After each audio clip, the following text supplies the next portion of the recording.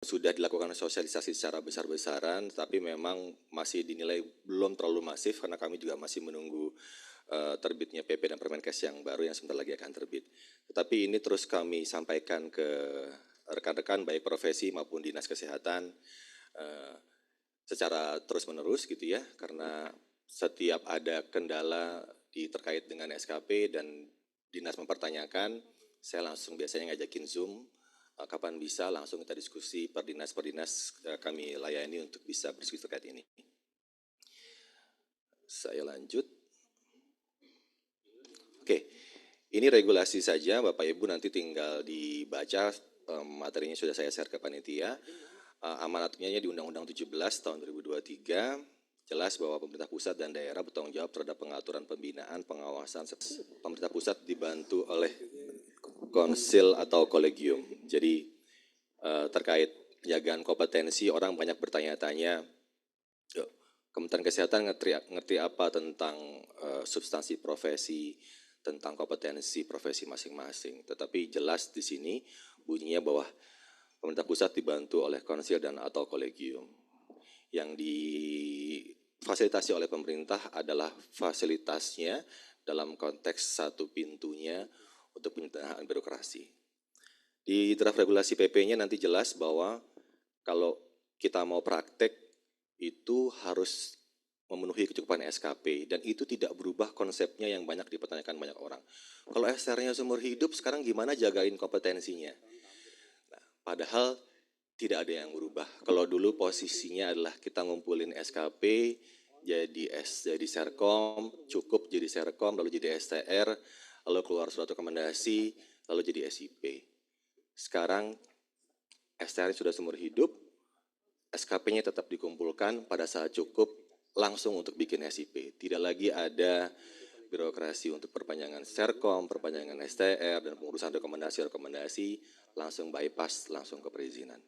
Jadi itu prinsipnya dan kecukupan satuan kredit profesi itu dipenuhi melalui kegiatan-kegiatan pembelajaran, pelatihan gitu ya, pelayanan atau profesionalismenya, serta pengabdian masyarakat. Jadi 3 komponen ini adalah komponen wajib yang non substitusi. Jadi kalau ada orang yang saya cuma belajar doang, seminar saja secara terus-menerus SKP-nya terkumpul dari situ, ke depan tidak akan bisa. Jadi juga harus ada unsur pelayanan yang dilakukan, karena konsepnya penjagaan kompetensi tidak hanya belajar saja, tapi juga motoriknya harus belajar, dari pelayanannya tetap terjaga, profesionalismenya, dan pengabdian masyarakatnya juga ada. Jadi ada 3 komponen yang harus dipenuhi dalam konteks ini. Meskipun di masa peralihan, semua nilai SKP yang didapatkan oleh tenaga kesehatan itu masih tetap kita perhitungkan. Ini adalah target besaran SKP, kalau dokter berapa, sekian berapa gitu ya, perawat berapa, ini mungkin Bapak Ibu mau ada yang diambil, tapi ini nanti akan lebih detailnya, akan ada di juknis yang akan keluar, nanti bisa dibaca di PPT yang materi yang sudah kami berikan.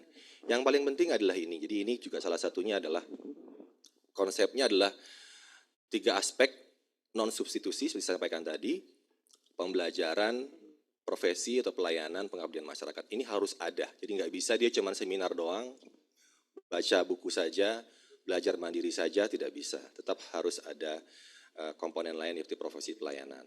Pada saat melakukan pelayanan tidak ada malpraktek, tidak ada kendala, tidak ada laporan disiplin dan lain-lain. Aktif dalam pengabdian masyarakat, itu semuanya dinilai. Komponennya seperti ini. Ini adalah persentasenya. Jadi kalau targetnya 100, for example, pembelajaran harus 50 sampai 60, berarti SKP-nya harus 50. Kalau profesi pelayanannya 30% sampai 40%, pengabdian masyarakatnya 5 sampai 10. Terus bagaimana buat teman-teman yang ada di daerah-daerah sangat terpencil, yang sulit sekali dapat SKP dari seminar dan lain-lain, itu kondisi khusus yang akan ditetapkan oleh Menteri, so they can have more di sisi pelayanannya. Jadi pelayanannya itu 65% dihargai. Jadi kalau lebih banyak pelayannya di sana, belajarnya minimal 30% dari journal reading dan lain-lain, itu ya cukup 30% saja. Tapi pelayanan yang 65% bisa dihargai sebagai SKP. Jadi nilainya bisa lebih tinggi. Pengabdian masyarakatnya sama, semuanya 5 to 10%. Pemenuhan aspek pembelajarannya, this is the ideal. Jadi pada saat ini nanti diterapkan semua di dalam sistem, pembelajaran itu semua harus masuk melalui pelataran sehat yang tadi sudah disampaikan oleh Mas Farhan. Jadi apapun kegiatannya, itu harus masuk lewat pelataran sehat, sehingga SKP yang dikumpulkan langsung masuk ke dalam akun masing-masing peserta. Jadi nggak ada lagi cerita tiap 5 tahun ngumpulin sertifikat yang mungkin udah lupa taruh di mana, dibawa lagi ke cabang atau kemana, dikumpulin dinilai satu persatu. Tidak perlu lagi ada itu. Semuanya sudah masuk di awal melalui pelataran sehat sehingga SKP-nya terkumpul dalam bentuk tabungan dia di SKP platform. Dan semua akan terintegrasi. Tapi di peralihan ini bagaimana Dr. Indra? Masih banyak SKP-SKP saya yang udah dikumpulin nih. Hilang dong, angus dong, rugi dong saya. Tidak. Mereka diperkenankan untuk upload bukti-bukti itu semua ke dalam SKP platform untuk kita verified dan kita kasih nilai SKP-nya berapa sesuai dengan buktinya yang ada. So nggak ada yang dirugikan dalam hal ini. Terus bagaimana tadi? Dulu dokter gigi cuma 30, sekarang jadi 100, rugi dong saya. Nggak ada yang dirugikan, karena 30-nya yang dulu adalah 100%, 100-nya yang sekarang adalah 100%. So kalau udah dapat 30 dulu, udah dapat 25 dulu, ya sekarang juga nilainya 100% di sini, 100 atau 70%, 75. Jadi tidak ada yang dirugikan, angkanya akan dikonversi otomatis oleh sistem kami di Kementerian Kesehatan. Nah, bagaimana yang pelayanan? Sama juga, nanti ke depan, makanya Bapak Ibu mungkin paham bahwa sekarang semua klinik itu salah satu syarat akreditasinya harus memiliki RME, rekam medik elektronik. Ini nanti ke depan, walaupun belum dalam waktu dekat di akhir tahun ini, di kuartal ketiga, keempat mungkin akan sudah mulai lebih masif, itu semua logbook tindakan kesehatan itu harus melalui RME, rekam medik elektronik.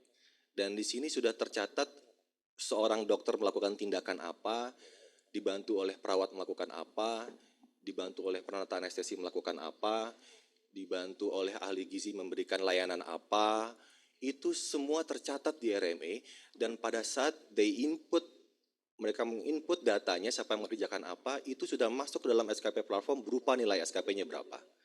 So kalau Indra melakukan contohnya operasi bedah apa, itu udah nilai SKP-nya, otomatis masuk ke sistem kita. Tapi sekarang memang belum, sehingga yang dilakukan adalah mereka input manual logbook tindakannya yang di-ACC oleh Kepala Vaskes. Jadi di peralihan ini kita masih memfasilitasi semuanya, tapi ke depan akan seperti itu.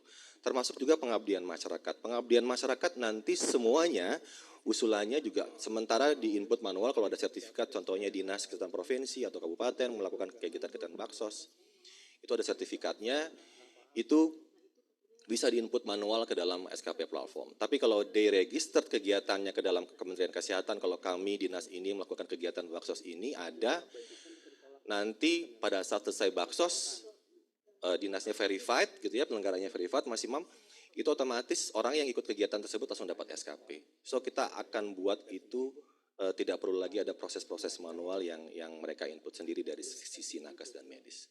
So, nah ini contoh sederhana dari sisi pembelajaran. Jadi kalau ada usulan kegiatan yang masuk gitu ya, usulan kegiatan yang masuk 1 bulan sebelum kegiatan ke dalam pelataran sehat punyanya Mas Farhan tadi, itu akan dicek kelayakannya. Bener enggak kegiatannya ini benar judulnya sesuai.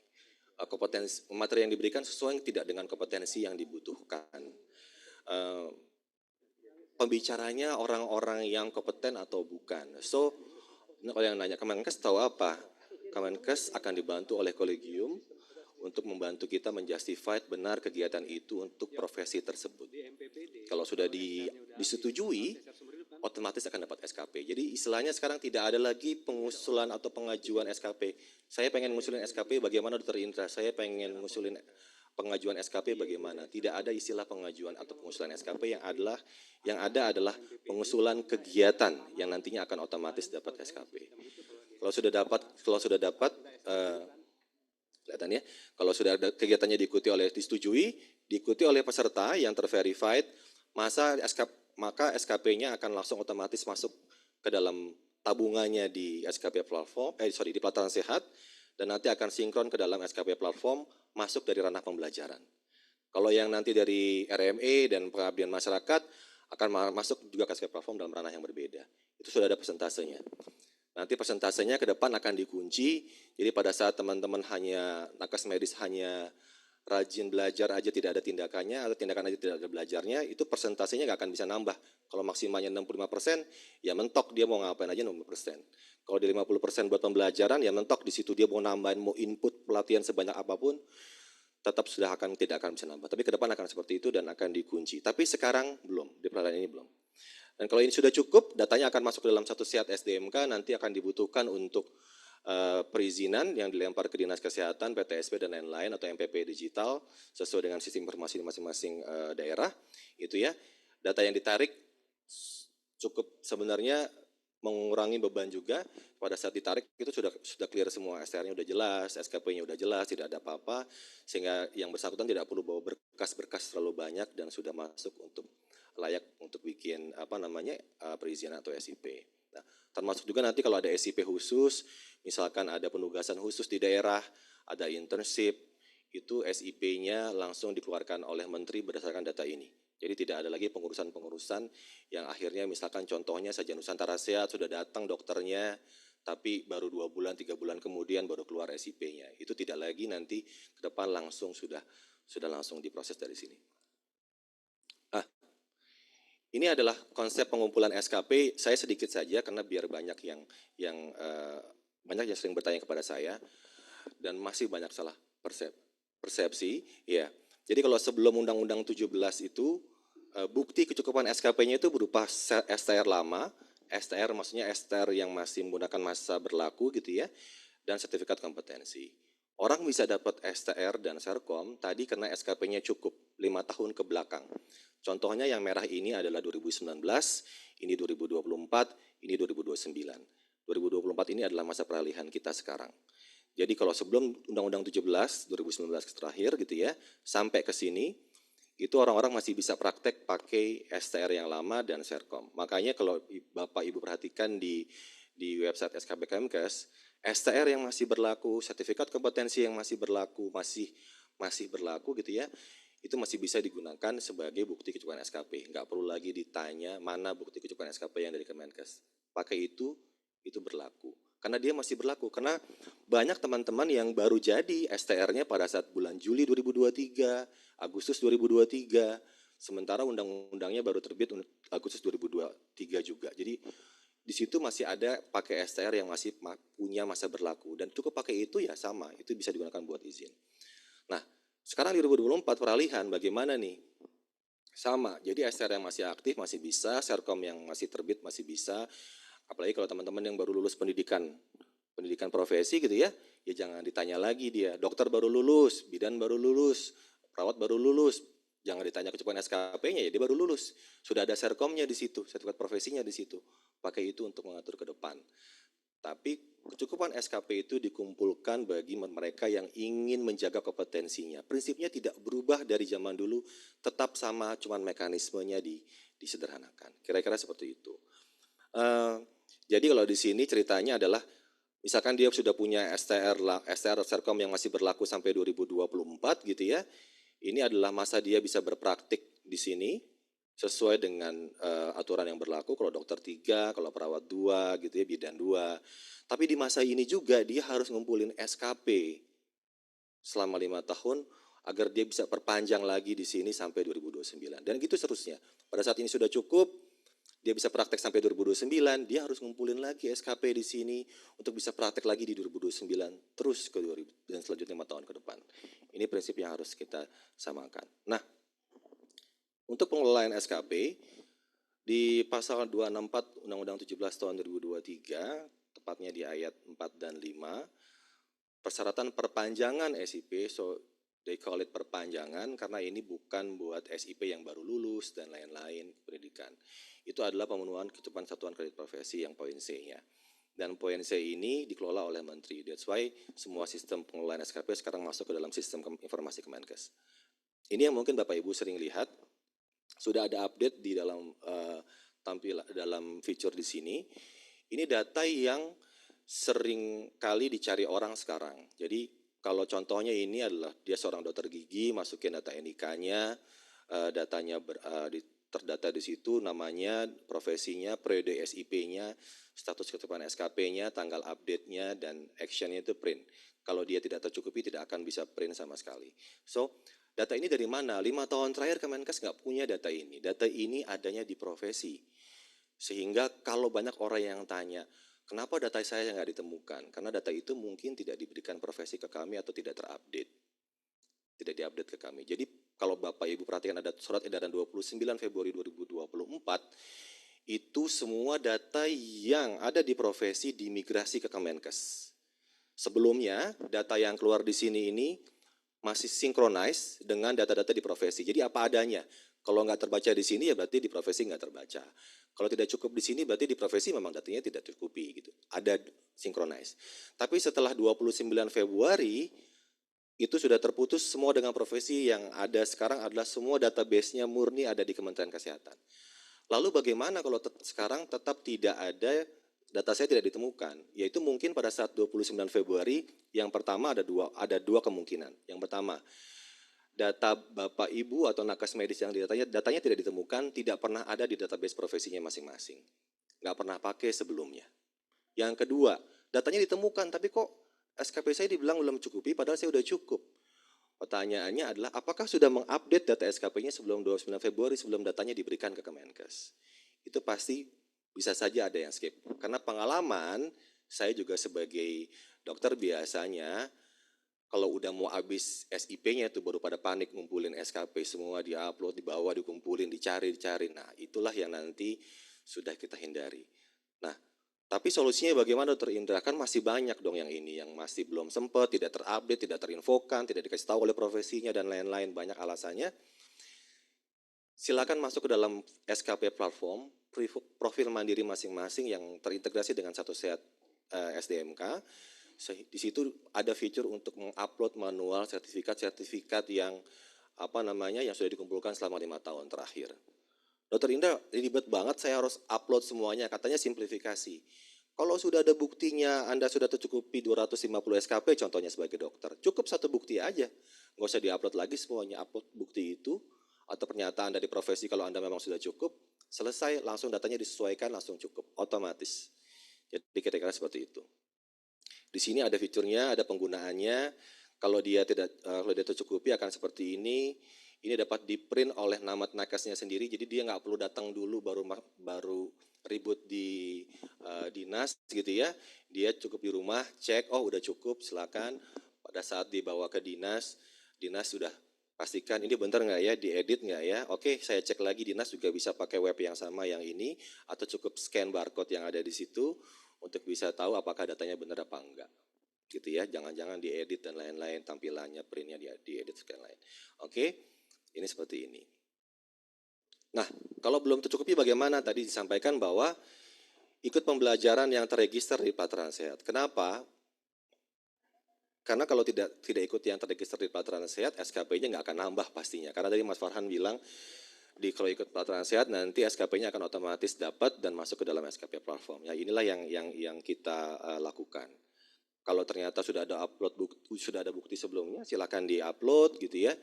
Kalau termasuk untuk bukti pembelajaran atau pelayanan atau pengabdian masyarakat. Ini di sini juga sudah ada video panduan. Kalau Bapak cek di skp.kemkes.go.id sudah ada panduan caranya bagaimana untuk input cara masalah-masalah yang terjadi di dalam. Akan ada video-video tutorial lainnya tapi dalam proses dan semua akan lebih jelas lagi. Nah, ini contoh-contoh kendala kecukupan SKP. Dr. Indra mohon maaf, yang menjadi kendala adalah jumlah SKP saya yang tercantum di link skp.kemkes.go.id tidak cukup. Oke, tidak cukup, benar. Karena periode SIP adalah Agustus 2024 sampai Agustus 2029. Sedangkan STR lama saya yang periode 2019 sampai 2024 SKP-nya tercukupi. Benar juga statementnya sendiri. So kalau dilihat, perhatikan cukupnya SKP untuk periode SKP kapan. Yang bersangkutan datang dengan alasan saya sudah cukup kok sebelumnya Dr. Indra. Coba dilihat baik-baik, dibaca benar-benar cukupnya buat periode SIP kapan. Untuk 2019, Agustus 2019 sampai Agustus 2024. Kenapa? Ya karena mereka masih punya STR yang masih aktif sampai Agustus 2024. Jadi mungkin aja kan ada dokter yang masih baru dapat kliniknya 6 bulan sebelum habis, dia bikin SIP untuk sisa 6 bulan, itu masih mungkin, setahun biasanya ya. Tapi sistem kita membaca sampai 6 bulan. Pada saat udah lewat dari 6 bulan udah mau habis nih, sistem kita langsung berubah bacanya, hey, Anda nggak cukup loh buat perpanjangan 2024 sampai 2029. That's what happened. Banyak yang bingung, banyak nanya, kok sebelumnya cukup, sekarang nggak cukup? Coba perhatikan periodenya. Sebelumnya ini, sekarang ini. Kalau sebelum 6 bulan mau habis dia nggak akan berubah. Dia tetap tercukupi, tapi untuk kapan? Untuk sampai Agustus 2024. Jadi di Januari dia print pasti masih cukup. Wah tenang, ngerasa nggak perlu ngumpulin SKP. Tapi dia nggak baca, itu dia hanya untuk periode IP-nya sampai Agustus 2024. Pada saat udah mau habis, 6 bulan kurang mau habis, akan berubah datanya jadi tidak cukup. Karena memang dia mungkin belum ngumpulin SKP 250 SKP untuk dokter ya. Ini nanya ke saya sebulan yang lalu, saya cuma bilang cukup sederhana saja, Dok. Kasih bukti ke saya, dokter sudah ngumpulin 250 SKP, biasanya ada surat dari profesinya. Kalau yang lebih mudah aja, yang lebih sederhana aja, dokter masuk ke aplikasinya profesinya masing-masing, di screenshot aja fotonya kasih ke saya kalau dokter udah benar-benar 250 SKP. Sampai detik ini nggak kasih ke saya buktinya. Jadi ya saya nggak tahu harus bilang apa, nggak mungkin tiba-tiba jadi cukup, harus saya bikin cukup. Jadi emang saya hanya butuh bukti itu. Nah, lalu bukti seperti apa sih yang diminta? Nah ini contohnya bukti keluaran SKP yang benar-benar buktinya dia. Oh ini dok, saya serkomnya baru keluar. Ini masih sampai 2027. Oh oke dok, siap. Akan kami sesuaikan datanya, dokter masih aktif sampai 2027. Ini terjadi karena Bapak Ibu paham konsep yang tadi yang awal saya sampaikan ya di pertama bahwa pada saat dia SKP-nya cukup, terbit Serkom, SKP-nya reset lagi kan, 0 lagi buat 5 tahun ke depan. Nah itu data itu kekirim ke kita. Jadi kesannya SKP-nya nggak cukup, padahal dia sudah cukup sebenarnya. Nah bukti Serkom inilah yang kami jadikan bukti bahwa yang bersangkutan sudah cukup SKP-nya sampai 2027, dia bisa bikin. Ada yang datanya terbawa, ada yang tidak. Karena pada saat kami terima data dari provisi itu ya, Masya Allah banget, itu ada yang datanya benar, STR-nya salah, NIK-nya nggak benar, segala macam. Karena dulu kan pendataan masih dari nomor anggota gitu ya. Nah pada saat masuk NIK itu juga berbeda-beda. Ini contohnya sertifikat profesi, apoteker dia sampai 2027, oke, so she's still eligible for practice sampai 2027. Ini contoh buktinya surat rekomendasi dari profesinya, benar Bu Eli ini sudah cukup Dr. Indra, ini buktinya dari profesi kami di IBI, Kabupaten Bogor, bahwa dia sudah tercukupi 25 SKP. Oh oke, siap, datanya kami sesuaikan. Ini ada yang langsung, ada yang via web kami gitu ya, di-upload bisa. Ini Serkom, dok kok saya nggak cukup ya, saya baru lulus. Nah, padahal baru lulus, nggak perlu butuh kecuali SKP, cukup pakai ini aja, bikin izin, selesai harusnya. Dia baru selesai sekolah, cukup pakai ini dibawa ke dinas, ya harusnya langsung keluar, karena ini adalah buktinya. Susah banget Dr. Indra, saya susah banget hubungin OP saya malas banget lagi ke OP lagi, saya mau langsung sendiri. Oke, screenshot aja buktinya, dia aplikasinya, ID-nya atau apalah profesinya, buktinya sudah sampai, ini PDGI contohnya sudah 30 SKP, ini mohon maaf kepotong, ada totalnya di sini 30 SKP, 35 SKP, screenshot saya yang lengkap, halamannya full, ada nama dokter di situ, cukup kasih ke kita, upload di sistem kita, langsung berubah jadi cukup 30 SKP. Ini kemarin paparannya saya pakai untuk Dinas Kabupaten Bandung Barat. Dia nanyain solusinya ke kita bahwa sebenarnya ya mohon dibantu di masa peralihan ini pasti semua akan kesulitan. Tapi in the end pada semuanya sudah satu sistem nanti nggak akan ada lagi nih, nggak ada upload, nggak ada input manual dan lain-lain. Kami cuma butuh bantuan. Kemarin saya ke Dinas Kesehatan Bandung Barat, kami minta bukti bahwa tolong dikirim kepada saya. Bapak Ibu bikinkan Google Form di dinasnya, mereka suruh input sendiri orang-orang yang datang ke dinas, tulis nama lengkapnya, NIK-nya gitu ya, kalau dinas, posisinya dinas, pilihan profesinya dibuatkan, formnya di list, dengan profesinya apa, tulis keterangan kendalanya secara singkat, tulis tanggal akhir tahun sertifikat kompetensi atau STR terakhir ya, STR terakhir itu bukan yang STR seumur hidup, maksudnya bukan STR seumur hidup, jadi kalau STR seumur hidup nggak akan ada akhirnya, karena kan dia udah seumur hidup, nanti kita nggak bisa tahu datanya. Jadi dari sini, dan nomor 6 adalah bukti kecukupan SKP yang sebenarnya. Jadi yang tadi, bukan dia kasih statement doang, tulis bahwa saya sudah cukup kok, ya buktinya mana, kalau tidak ada, tidak bisa. Jadi ini respon sheet-nya, beberapa dinas sudah ngasih ke kami, tidak hanya dinas tapi juga profesi yang terkendala, mereka kasih ke kami. Prinsipnya cuma butuh nama, lengkap, NIK, keterangan kendala secara singkat, tanggal bulan tahun akhir STR Serkom atau STR terakhir, bukan STR seumur hidup, dan buktinya apa. Ini kasih ke kita, nanti database-nya akan kita sesuaikan secara bertahap. Oke, nggak tahu ini apakah masih bisa saya sampaikan. Ini pengenalan SKP platform Kemenkes. Jadi kalau yang pertama hanya fitur pencarian data, sekarang teman-teman sudah mulai bisa upload nakes medis, sudah mulai bisa upload mandiri gitu ya di dalam SKP platform. Tapi sementara baru dokter gigi, bidan, minggu depan mungkin perawat, apoteker lain, bertahap sampai dengan akhir bulan ini semua akan bisa upload. Di sini teman-teman udah langsung loginnya satu di SSO. Jadi kalau ada yang bilang ribet banget Dr. Indra, banyak banget aplikasinya Kemenkes. Ada pelatihan sehat, ada STR, ada perizinan, ada PPDS, ada hospital base, ada yang lain-lain gitu ya. Ada SKP platform, semuanya SSO. Jadi loginnya cuma satu pintu lewat satu sehat SDMK. Di situ udah login masuk. Nggak ada tuh fitur login di SKP platform, nggak ada login. Jadi dia semuanya masuk lewat sana. Jadi ya ini sekilas nanti bisa dibaca video tutorialnya sementara ada di skp.kampus.go.id yang di fitur pencarian itu nanti bisa dilihat caranya. Secara umum menjelaskan tentang ini juga jadi semuanya masuk lewat satu sehat SDMK jadi dianjurkan semua juga punya akun di sini gitu ya. Ini contohnya kalau dia sudah ada akunnya, dia datanya lengkap. Ini ada fitur SKP platform, ada pengajuan STR, ada pelatihan sehat, nanti akan bertambah di sini ada PPDS hospital based dan selanjutnya sesuai dengan program Kementerian Kesehatan. Pada saat klik dia harus diminta mentautkan akun, aktivasi akun SKP platform. Ini mungkin banyak yang tanya pada saat aktivasi. Ini penting karena datanya harus lengkap di profil pekerjaannya masing-masing. Kita beresin data ya Bapak Ibu, kita tahu data kita berantakan sekali. Setiap dinas mungkin punya standar yang berbeda-beda, tapi itu sudah menjadi kewajiban pemerintah kita untuk beresin data biar ke depan tidak kebingungan lagi untuk pendataan tenaga medis dan tenaga kesehatan. Nah, saya dapat begini Mas Indra, Dr. Indra, pada saat tautkan akun tidak bisa mentautkan. So what happened? Ini karena pekerjaannya mungkin belum lengkap.